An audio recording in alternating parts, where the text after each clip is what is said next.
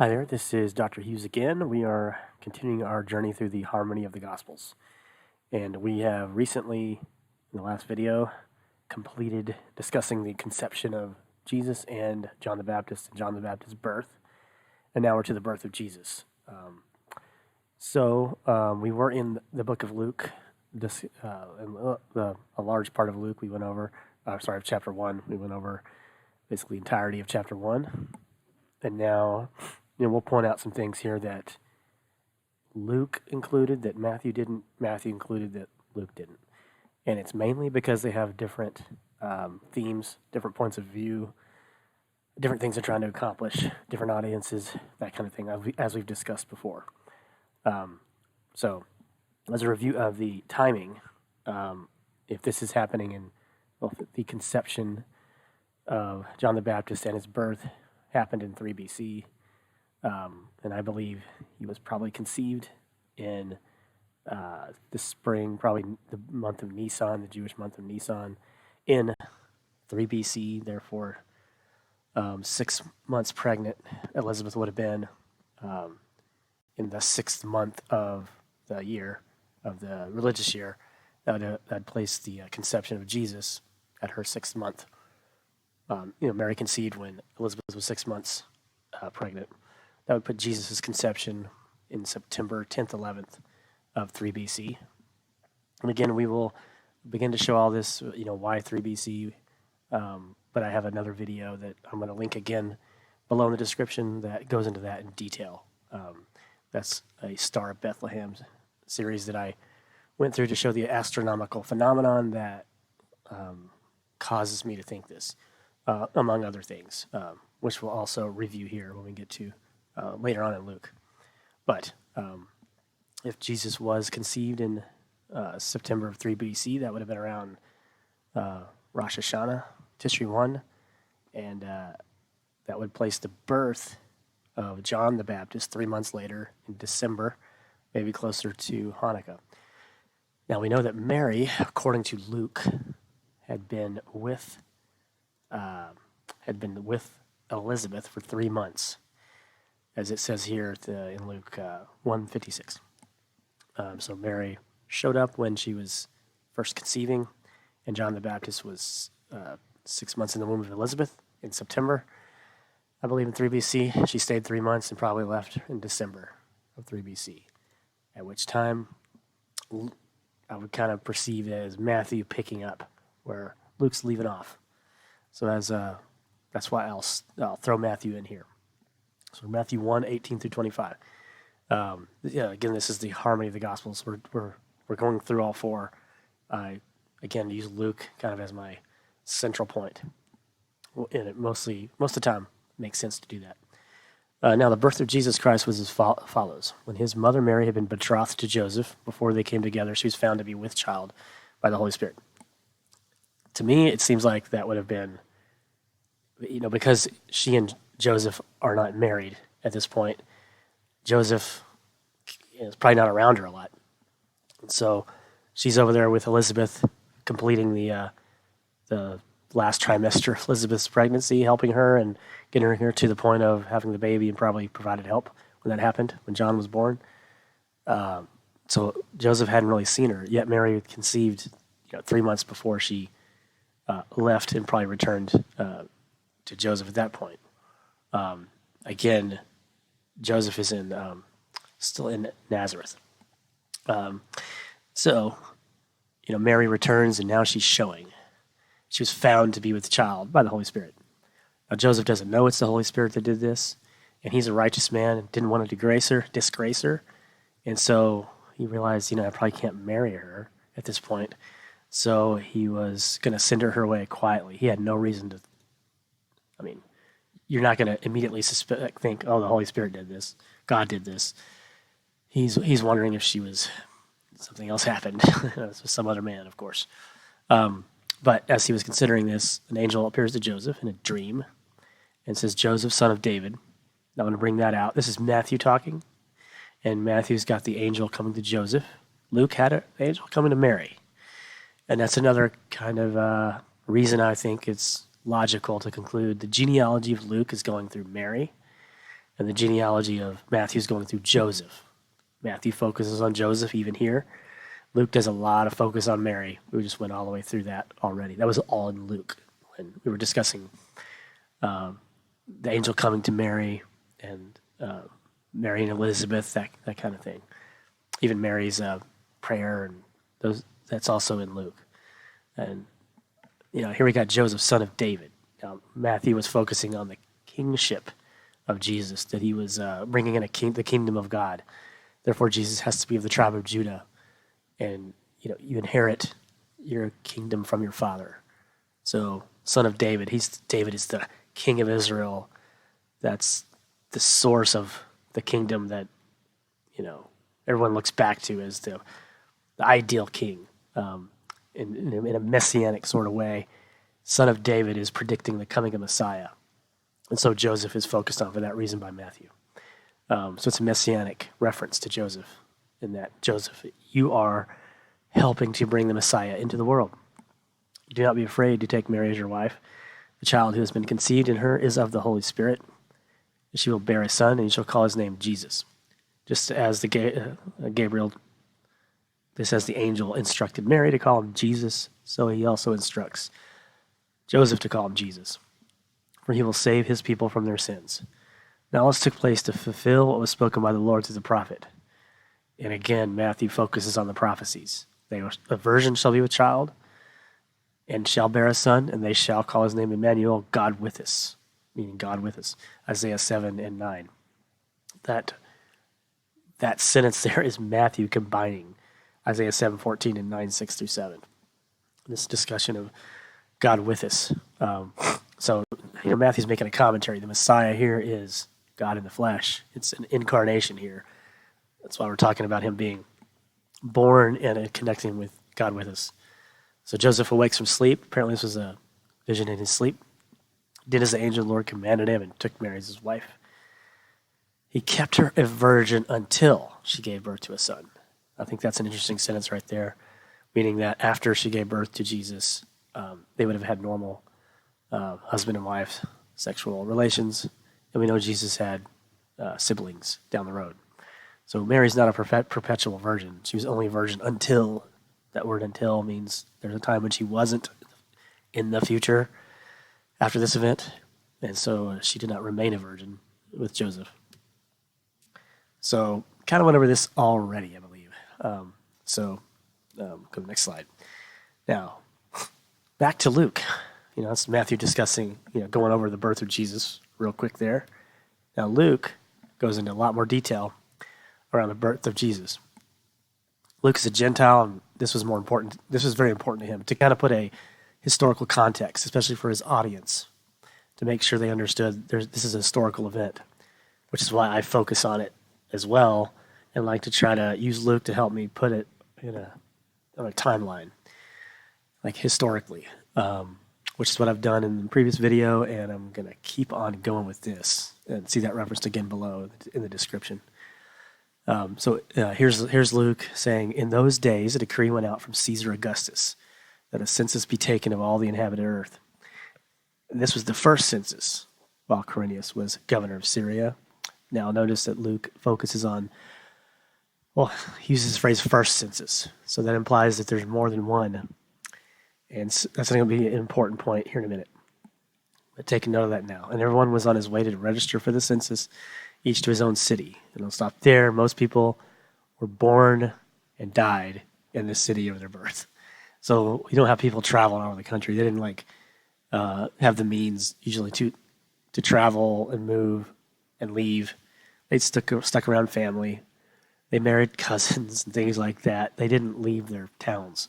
The average person in the population, I don't think, on any kind of regular basis, as far as moving around much. And so, you inherited your father's farm and you kept it going. Agriculturally based societies like that. So you just go into his own city, which is right there where they live. It's only Joseph, since he's of the royal tribe of Judah, those guys had to go to Bethlehem, the central place, to confirm that they were showing allegiance and loyalty which is an important part of this, which I'm going to show in a minute, to Caesar. And that's because he's the family of David, therefore he has to go to Bethlehem. Royalty again. So they wanted to make sure these royal tribes were this royal tribe was showing the proper allegiance to the Roman leader. And of course, they're coming down from Nazareth. Mary's engaged at this point still. She's with child, yet they haven't married yet. And while they were there, the days were completed for her to give birth. She gave birth to her firstborn son, meaning there are more sons afterwards, right? Since he talks about firstborn, that goes back to what I was talking about with virgin until she gave birth to a son. Again, she had more children with Joseph afterwards. Now, in those days, a decree went out from Caesar Augustus that a census be taken of all the inhabited earth. And we know that in February of 2 BC, namely February 5th, the Senate declared Caesar Augustus father of the country on behalf of all the Roman people.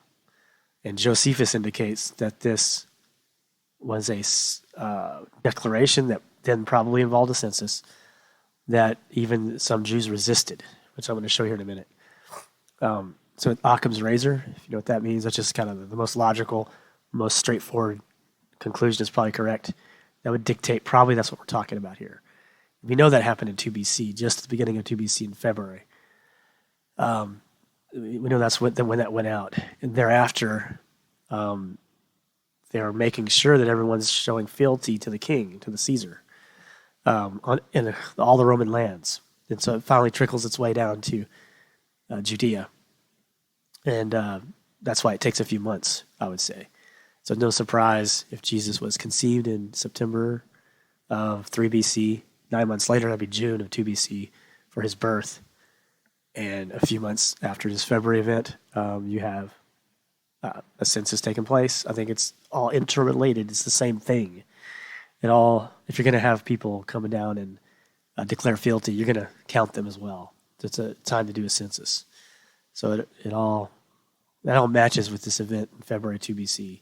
People have questions. When did this census ever take place? Well, this is a pretty obvious thing, I think. And probably for Occam's razor, what we should latch on to, especially when everything else chronologically lines up with what I'm talking about as well. It's just each piece lines up so well. I think it's a preponderance of evidence putting his birth in 2 BC. As we go, I'll show up more and more events in Christ's life that only work with this time frame in mind. So Augustus himself, I just want to reference this, himself said, while I was administering my 13th consulship, which was 2 BC, the Senate and the equestrian order and the entire Roman people gave me the title Father of my country. So that's what we're talking about here.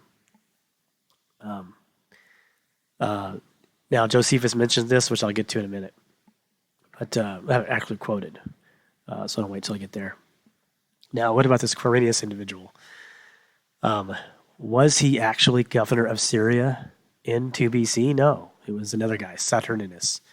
But first of all, note, like I said before, this is his first census. Luke speaks of this second census, which everybody knows about, which was when he was governor of Syria. So Quirinius was governor of Syria, but not until the ADs. In 6 and 7 AD, that's when he was involved in a census at that time. And Luke referenced it as well in Acts. So Luke wrote Luke and Acts. So Luke knows what he's talking about. Luke's not talking about this one. And obviously, he knows that it's not this one. He calls it his first on purpose. And in Acts, he talks about another one down the road. This is one that may or may not be as well known, but it did happen per Luke. And I think he's a historian in his own right.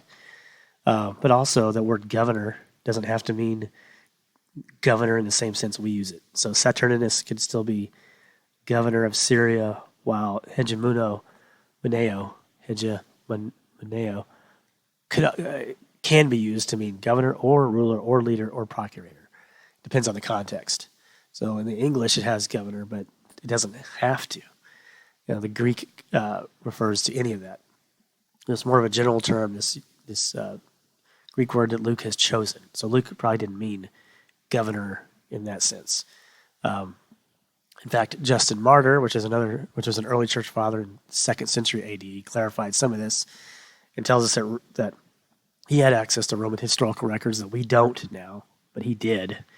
And it showed that Quirinius was procurator in Judea. This is in Justin Martyr's Apology. So procurator would be someone in kind of control of a certain situation, where in this case it's going to be,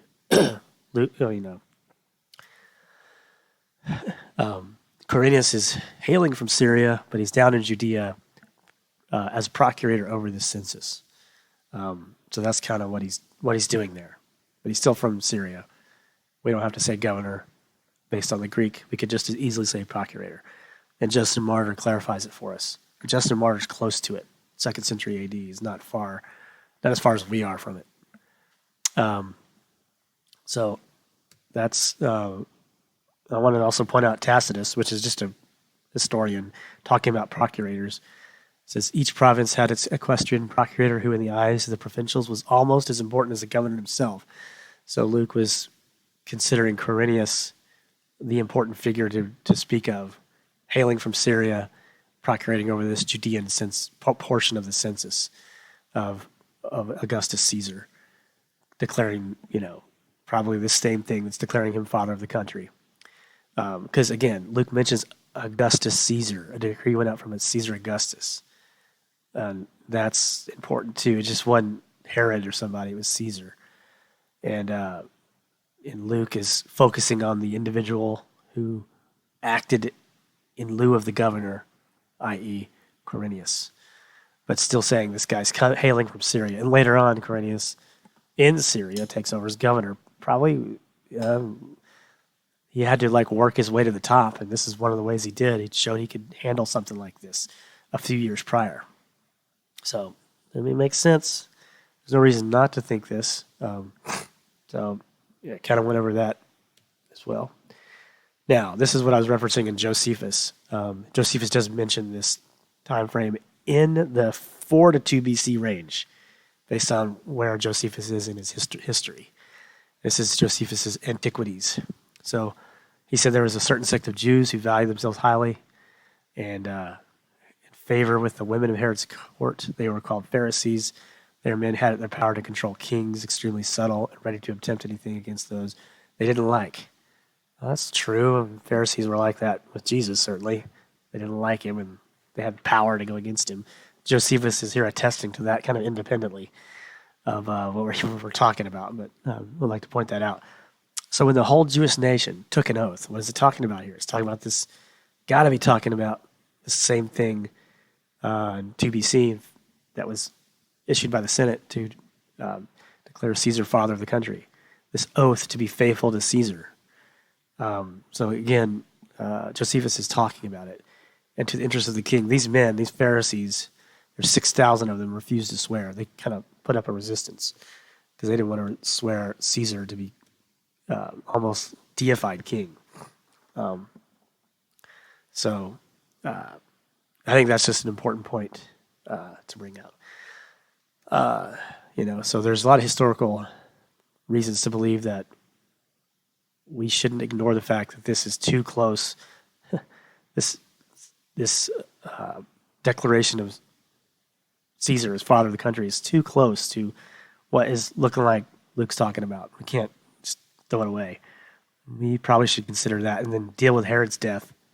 That's the only thing holding this back, is when the historians currently, well, some of them, there's a lot who actually are on the side that I'm on. So it's not as straightforward as you'd think, but a lot put Herod's death in 4 BC. So people try to put Jesus' birth prior to that. And that just would then roll this out. But if we can just do something else with Herod's death and reassess it, everything else makes sense along the track I'm pointing to. So just as a point of review, as far as dates, I put this slide in. When Jesus is born, if he's conceived in September, he's born in June. And there's reason to believe June 17th based on astronomical phenomenon, which I want you to look at the other video I've done on this for that. But just so I can show you how I do this, let's do June 17th and show you where everything falls. Why it's a Tuesday? How do I know this?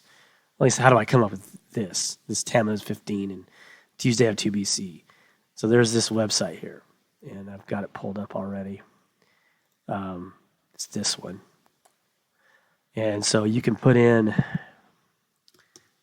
-2 for 2 BC. I'll show you the year 1 is, we're always going to use Julian calendar when doing historical dates because that's what historians and astronomers do.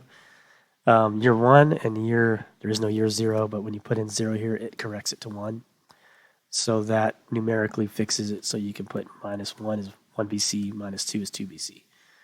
In 2 BC of what I believe is birth date based on astronomical phenomenon, see the other video, would be Tuesday, Tammuz 15. That's where we're going to put his. So that's how I use this thing. You can look at every other calendar for that year that you want. It's a really good website. The Harvard Mathematics Department used to link it. They must have their own, but this is where it's redirecting me now. But it's the same one I've been using, so I'm sticking with it. But they all use the same algorithms to come up with it. All right. So I wanted to bring that out, show you how I do this. And you can plug any of these dates in as you go, as we go on your own, and get the same result. So don't need to go over this in its entirety. This is when the shepherds visit Jesus. And so this is Jesus awaiting his circumcision. And they bring up Jesus after he's circumcised, present him in the temple, according to the law of Moses. Here's Luke, even referencing the Old Testament. Every firstborn male that opens the womb shall be called holy to the Lord. They offered a sacrifice. Now there's this man there, Simeon. I always think these little stories is kind of unexpected, right? Who is this guy? I mean, there's not much information given on him except this couple sentences, This devout man living in Jerusalem, awaiting the time of the coming of the Messiah. And when he says looking for the consolation of Israel, it means he's looking for the Messiah to come and fix the problems of Israel. The Holy Spirit's upon this guy, and this was something that was being set up for years and years and years. This guy had been looking, he was faithful. Maybe he knew the prophecies of Daniel, and he felt like it was close.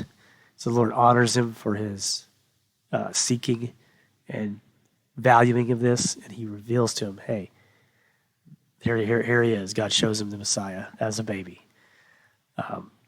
So that's an interesting little story there.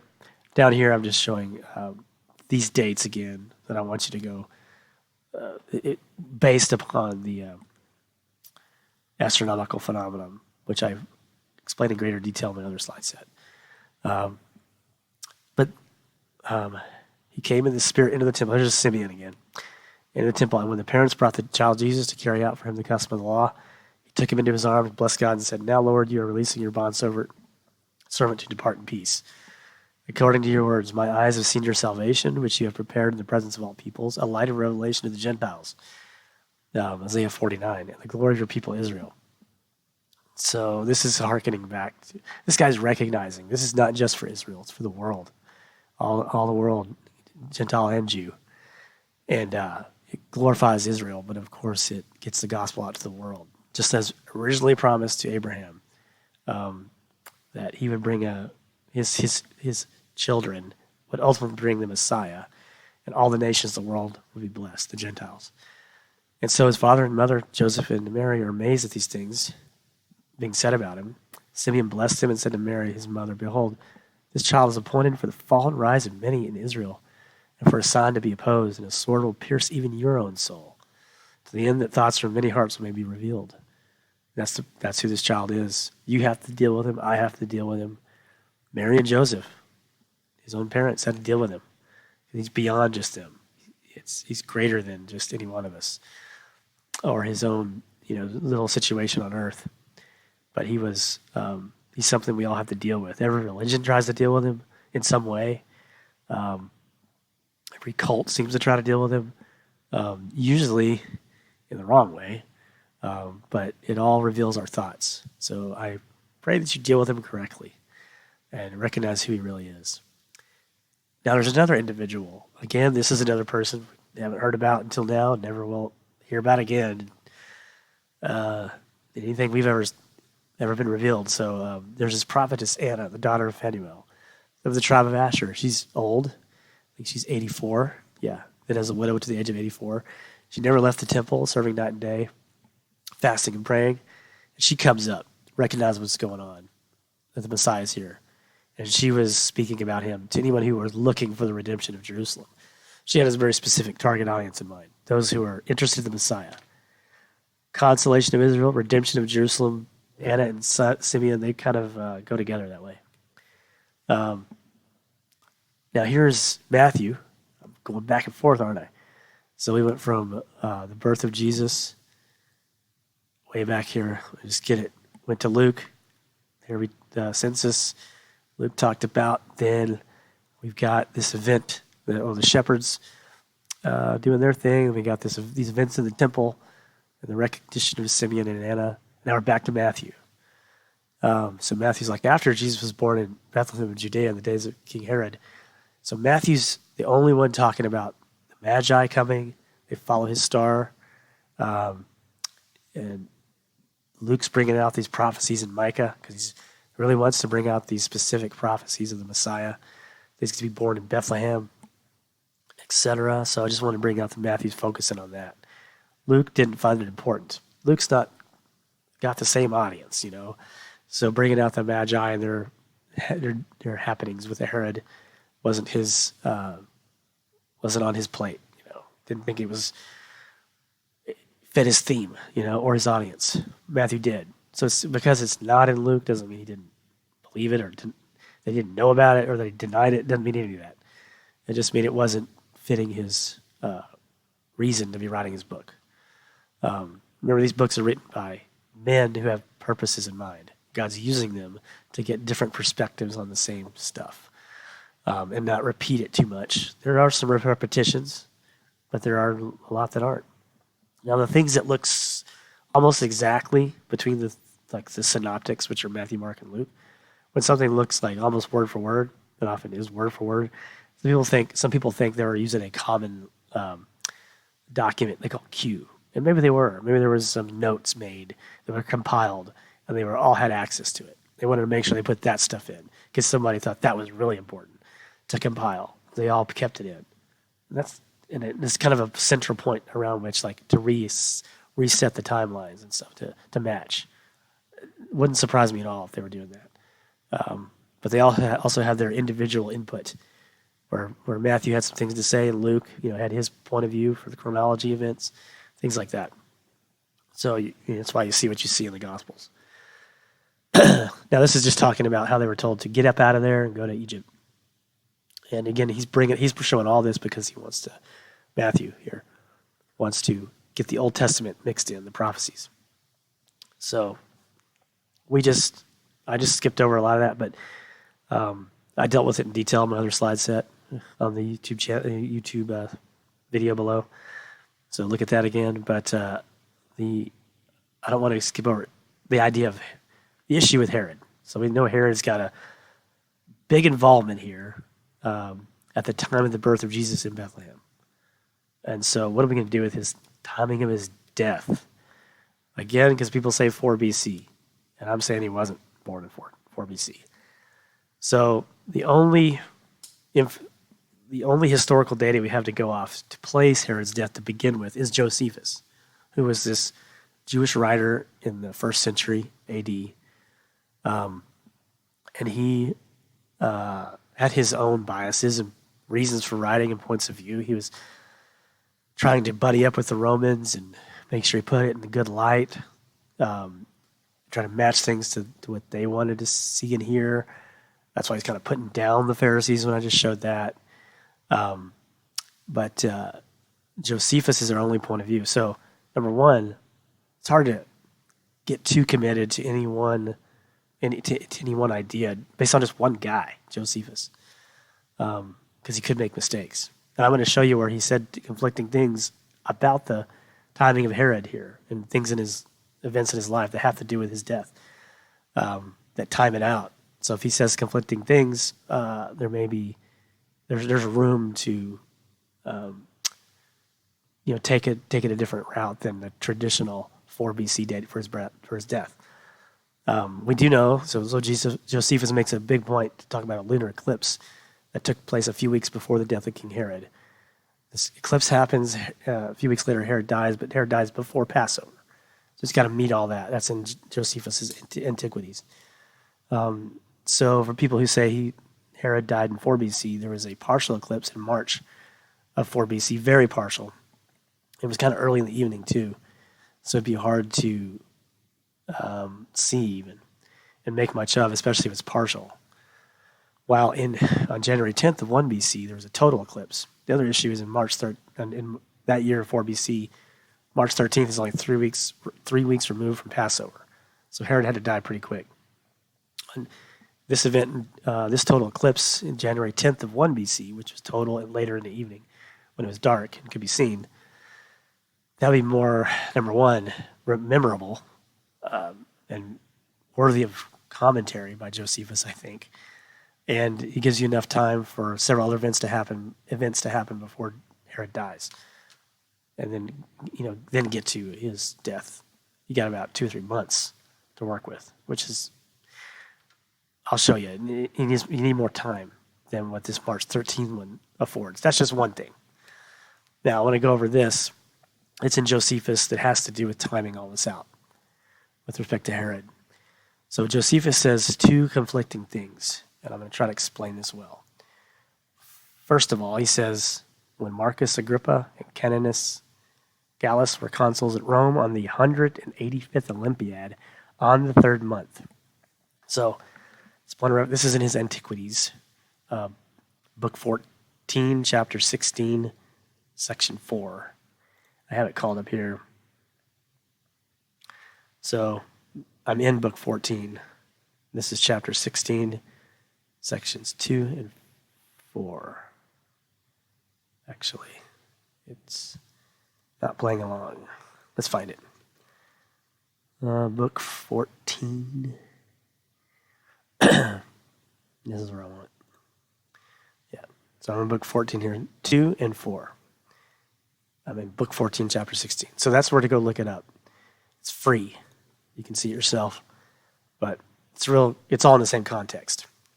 So he says, on the 185th Olympiad on the 3rd month.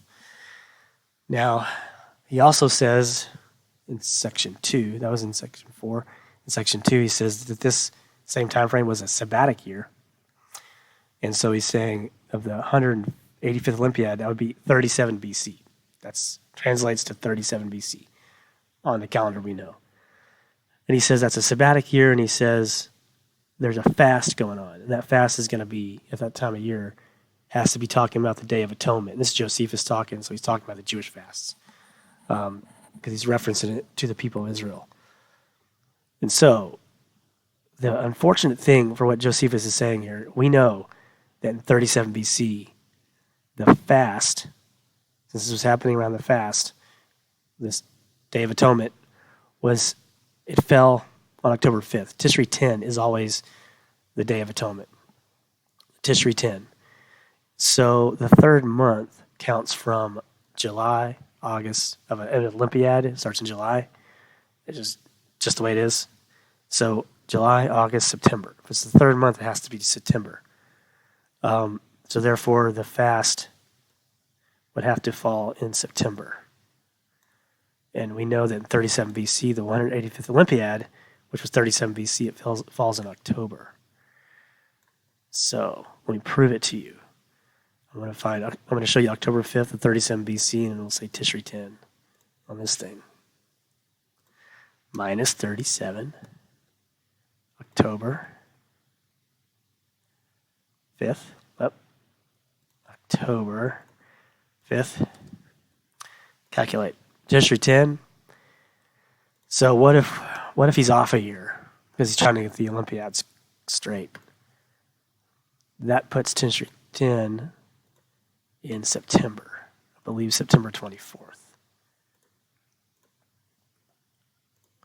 Yep. So it's September 24th, 36 BC. September 24th is History 10. That works. So it looks like he's off a year here. This is not correct. Probably the fast is.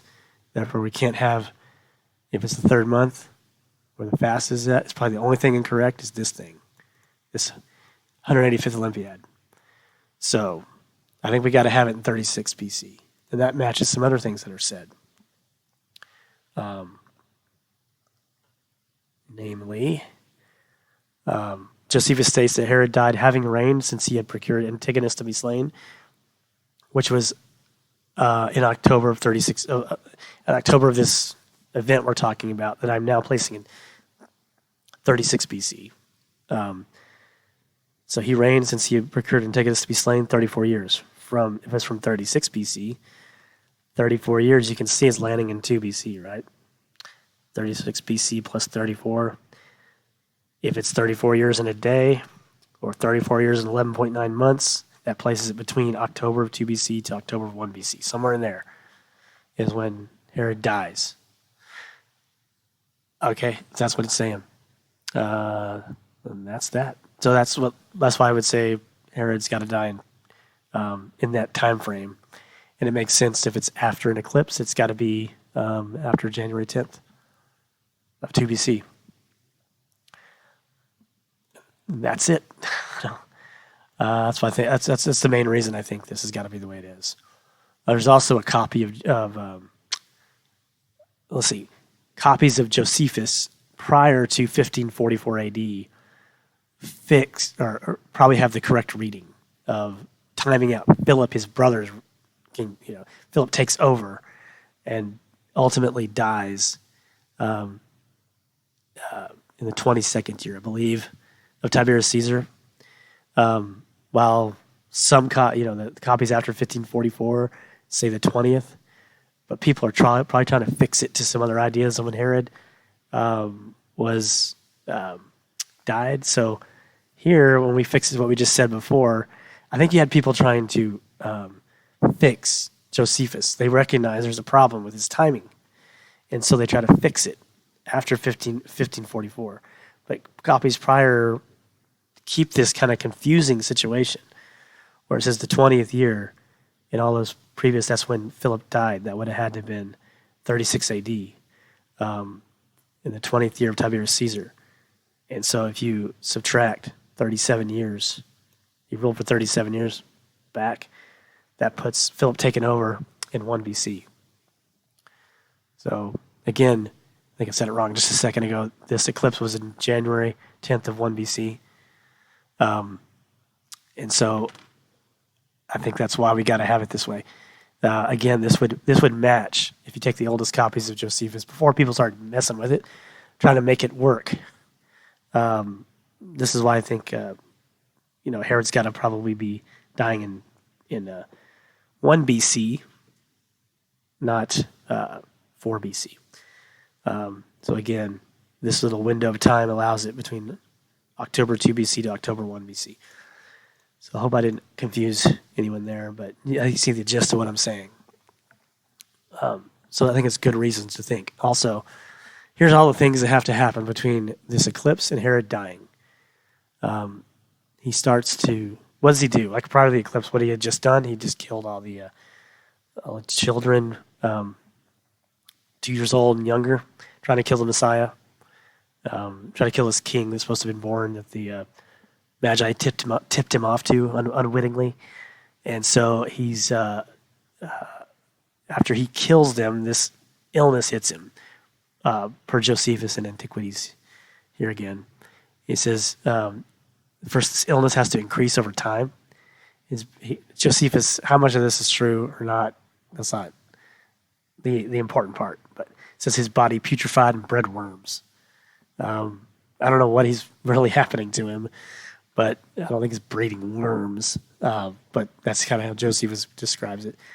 Herod travels trying to get well, but he can't get a cure. Um, Men are compelled to come across and to get ready because they're planning on Herod probably dying. Um, Herod orders that they be killed because he wants mourning in the land because he knows he's dying. It's just crazy. But all this stuff's happening. Herod's son, Antipater, is executed. Herod changes his will, and then he dies. Then there's a funeral procession. Archelaus continues mourning 7 days.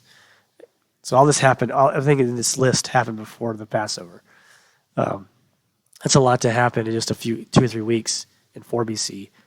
But if the eclipse was January 10th of 1 BC, you got plenty of time for it to happen. All right. So I'm going to say enough about that. Now, this is, again, placing it in here because I want it in the, I want every verse of Matthew and Luke and Mark and John all dealt with. But this is where we would put the wrath of Herod. But I've already kind of gone over everything already. And again, this explains kind of why he went with 2 years and younger. But again, I go over all this in my other teachings. So I'm not going to fixate on it right now. And now, importantly, the next event is them settling in Nazareth. Okay, so looks like the events are Joseph and Mary get this dream, get the heck out, go to Egypt. They go to Egypt, and then that would have been, per my other video, looks like around the Christmas time of what we call Christmas. That's when you've got the Magi showing up. And so the Magi show up, and they've been traveling since they recognized the birth of Jesus in June. They get everything together. They travel from August, September, October, somewhere in there. They finally show up. They reach the Bethlehem house by around the 25th of December. They're told to get out. Mary and Joseph are told to get out. And then Herod gets mad, angered, and he starts to kill those 2 years old and younger. By that time, Mary and Jesus have left during that week, the 27th through the 30th of 2 BC. They go to Egypt. They hide. An angel of the Lord then tells them, hey, Herod's dead. Herod's probably died somewhere before March of 1 BC, because in March of 1 BC is when Passover happens. And he says, get up, take the child and his mother, and go to the land of Israel, for those who sought the child's life are dead. So Joseph gets up, took the child, and came to the land of Israel. That's in Matthew. But after returning to Israel, Joseph isn't happy because he hears that Archelaus is reigning over Judea in place of his father Herod. Didn't like him. So after being warned by God in a dream, he left for Galilee. So that's what gets him to get back to Galilee. But it'd be no surprise to me because that's his town anyway. But Luke's trying to bring out, this is why he ended up back in Nazareth. Historical events were still driving him so that he can be called a Nazarene. Matthew's just bringing that out. Now, Luke doesn't go into this whole death of Herod or the activities of the Magi or all this escape to Egypt, again, because he's not focusing on the Old Testament prophecy. That's why Matthew's bringing it up at all. That's the main reason Matthew's talking about it. Luke just says, when they had performed everything according to the law of the Lord, they eventually returned to Galilee. Didn't say when. In the English, it looks like it's went straight there. But in the Greek, it's just they end up in Galilee, to their own city in Nazareth. But he's not denying anything Matthew said. He's just not bringing it up. So he's just cutting the story short right there for his own purposes. So we know from Matthew, between they had performed everything according to the law of the Lord in Luke, and they returned to Galilee in Luke, there was an intervening 9 months, of which the first 6, Jesus was still in the house in Bethlehem. That's where the Magi find him, probably at 6 months old, I think in December of 2 BC. And then they moved to Egypt, and then 2 or 3 months later, they come back. They come back home. And they end up in Nazareth. So Luke's not denying it. He just has no reason to include it in his account. So that kind of brings all that out. And I'll just, that's kind of a good place to stop. Here are some of my references, a little more clarifying data as well. I like this website too. It kind of gives you a rundown. I use this as a guide as well. So I think you should maybe consult it yourself. I don't stick with it fully. I was looking something up there for a kid. I don't stick with it fully, but I follow it pretty closely. You see, remember how I put John 1 first and genealogies and that kind of thing? This is a good kind of outline of what I've been doing. So if you want to review this as we go, I think I want to bring this up to you. So that's kind of what I use there. But you might find that you might notice that I don't follow it 100%, but it's very close. Sometimes I had a little different idea. So that's kind of my approach there. So we'll leave it at that. This is just for reference, Herod the Great, and how there's different Herodiases and his children and all that. So just to keep it straight. Here's Herod Antipas, not the same as Herod the Great. So that's for future reference, but kind of it's a complicated family structure, as you can see. All right, I'll leave it there, and we'll get going on the next one next time. All right, see ya.